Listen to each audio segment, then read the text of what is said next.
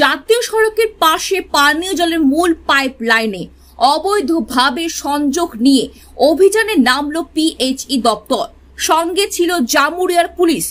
সেই খবর সংগ্রহ করতে গিয়ে বি.বাংলা নিউজ চ্যানেলের সাংবাদিক বাধার মুখে পড়ল।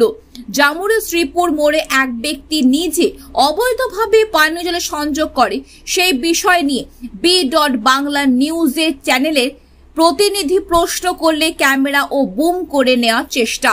খবর করতে বাধা দেওয়া হয় ওই সাংবাদিককে।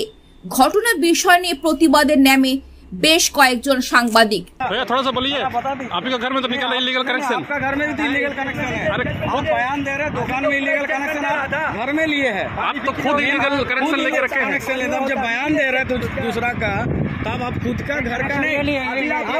आप हाथ क्यों दे रहे? आप कैमरा में हाथ क्यों दे रहे? आप कैमरा में हाथ क्यों दे रहे?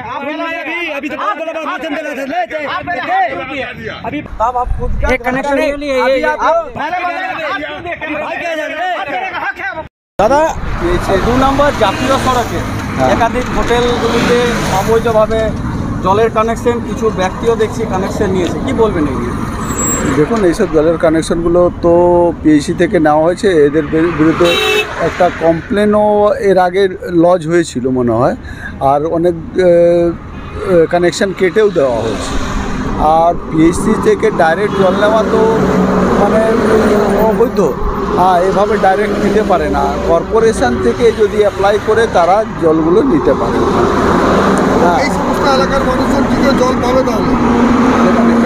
এটা টোটাল কর্পোরেশন এরিয়া। কর্পোরেশনের আমাদের এখানে পাইপলাইন কানেকশান আছে, আর সেই কানেকশান থেকে এখান থেকে জল নিতে পারে। ডাইরেক্ট পিএইচই থেকে এভাবে ফুটো করে জল নেওয়াটা কিন্তু অপরাধ।